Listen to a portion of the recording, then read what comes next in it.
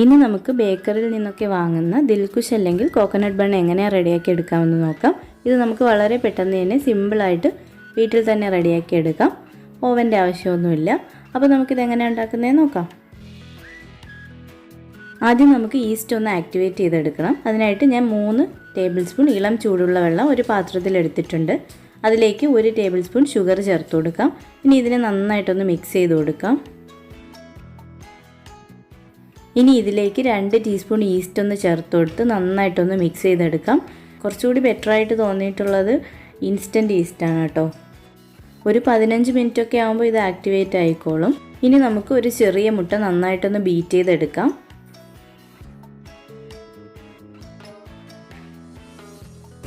ഇനി ഈ ബീറ്റ് ചെയ്ത് വെച്ചിരിക്കുന്ന മുട്ടയിൽ നിന്ന് കുറച്ച് ഒരു ബൗളിലേക്ക് ഒഴിച്ചു കൊടുക്കാം. ബാക്കി കുറച്ച് നമുക്കങ്ങോട്ട് മാറ്റി വയ്ക്കാം, ലാസ്റ്റ് ആവശ്യം വരും. ഇനി ഇതിലേക്ക് 1 പിഞ്ച് സോൾട്ട് കൂടി ചേർത്ത് കൊടുക്കാം. 1 ടേബിൾ സ്പൂൺ ഷുഗർ കൂടി ചേർത്ത് കൊടുക്കാം. ഇനി ഇതിലേക്ക് ഒരു 1/4 കപ്പ് പാൽ കൂടി ചേർത്ത് കൊടുക്കാം. ഇനി ഇതെല്ലാം കൂടി നന്നായിട്ടൊന്ന് മിക്സ് ചെയ്ത് കൊടുക്കാം. ഇനി ഇതിലേക്ക് ആക്ടിവേറ്റായ ഈസ്റ്റ് കൂടി ചേർത്ത് നന്നായിട്ടൊന്ന് മിക്സ് ചെയ്ത് കൊടുക്കാം. ഇനി ഇതിലേക്ക് 1/2 കപ്പ് മൈദാമാവ് ചേർത്ത് കൊടുക്കാം. ഇനി ഇതിനെ നമുക്ക് നന്നായിട്ടൊന്ന് കുഴച്ചെടുക്കണം. ഇതിലേക്ക് 1 ടേബിൾ സ്പൂൺ ഓയിൽ കൂടി ചേർത്ത് കൊടുക്കണം. ഞാനിവിടെ സൺഫ്ലവർ ഓയിലാണ് ചേർത്ത് കൊടുത്തിട്ടുള്ളത്. ഇതിലേക്ക് ഒരു 1-2 ടേബിൾ സ്പൂൺ വെള്ളം കൂടി ചേർത്ത് നന്നായിട്ട് കുഴച്ചെടുക്കാം. ഞാനിപ്പോൾ ഒരുവിധം നന്നായിട്ട് കുഴച്ചെടുത്തിട്ടുണ്ട്.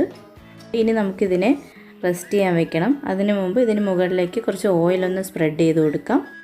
ഇനി ഇതിനെ നമുക്കൊന്ന് കവർ ചെയ്ത ശേഷം 2 മണിക്കൂർ റെസ്റ്റ് ചെയ്യാൻ വെക്കാം. ഇനി നമുക്കിതിലേക്ക് വേണ്ട ഫില്ലിംഗ് ഒന്ന് റെഡിയാക്കി എടുക്കാം.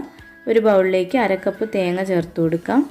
ഇനി ഇതിലേക്ക് കുറച്ച് നട്ട്സ് ഒന്ന് ചോപ്പ് ചെയ്തത് ചേർത്ത് കൊടുക്കാം. കുറച്ച് റൈസിൻസ് കൂടി ചേർത്ത് കൊടുക്കാം.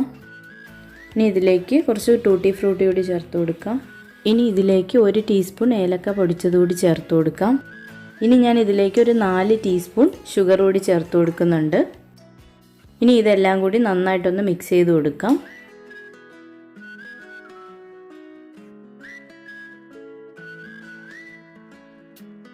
ഇപ്പോൾ 2 മണിക്കൂർ കഴിഞ്ഞിട്ടുണ്ട്. ഇനി നമുക്കിതിനെ ഒന്നുകൂടി നന്നായിട്ട് കുഴച്ചെടുക്കാം. ഇനി ഇതിനെ 2 പോർഷനായിട്ട് ഡിവൈഡ് ചെയ്തെടുക്കാം. ഇനി ഇത് ബേക്ക് ചെയ്യാനായിട്ട് ഞാനൊരു റൗണ്ട് പാത്രം എടുത്തിട്ടുണ്ട്. അതിലേക്ക് കുറച്ച് ഓയിലൊന്ന് സ്പ്രെഡ് ചെയ്ത് കൊടുക്കാം. ഇനി ഈ ഡിവൈഡ് ചെയ്ത് വെച്ചിരിക്കുന്ന ഓരോ ഡോയും ഒന്ന് റോൾ ചെയ്തെടുക്കണം. ഇതുപോലെ കുറച്ച് മൈദാമാവ് ഒന്ന് ഡസ്റ്റ് ചെയ്ത ശേഷം നന്നായിട്ടൊന്ന് റോൾ ചെയ്തെടുക്കാം.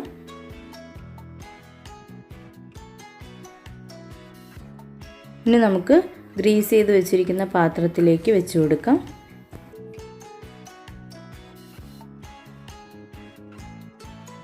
ഇനി ഇതിൻ്റെ സെൻറ്ററിൽ നമുക്ക് ഫില്ലിംഗ് ഒന്ന് വെച്ച് കൊടുക്കാം. ഇനി ഇതിന് മുകളിലേക്ക് ഇതുപോലെ ഒന്ന് കവർ ചെയ്ത് കൊടുത്തിട്ട് സൈഡൊക്കെ ഒന്ന് സീൽ ചെയ്തെടുക്കാം.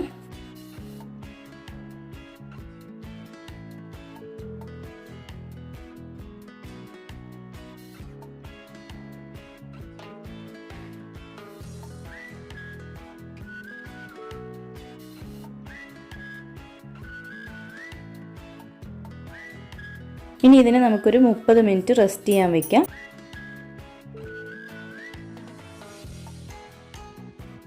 ഇപ്പോൾ 30 മിനിറ്റ് കഴിഞ്ഞിട്ടുണ്ട്. ഇനി ഇതിന് മുകളിലായി നേരത്തെ മാറ്റി വെച്ച മുട്ട ഒന്ന് അപ്ലൈ ചെയ്ത് കൊടുക്കാം.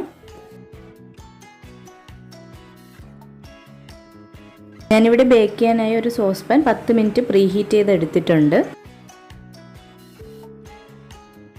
ഇനി നമുക്ക് ഇതിലേക്ക് ഒന്ന് വെച്ച് കൊടുക്കാം.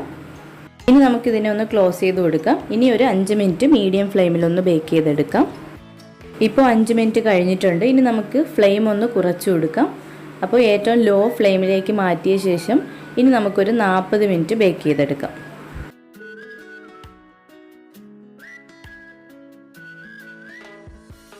ഇപ്പോൾ 40 മിനിറ്റ് കഴിഞ്ഞിട്ടുണ്ട്. നമുക്കൊന്ന് ഓപ്പൺ ചെയ്ത് നോക്കാം. കണ്ടോ, നല്ല പെർഫെക്റ്റ് ആയിട്ട് ബേക്ക് ആയിട്ടുണ്ട്. അപ്പോൾ നമുക്കിതൊന്ന് തണുത്തിട്ട് കട്ട് ചെയ്ത് നോക്കാം.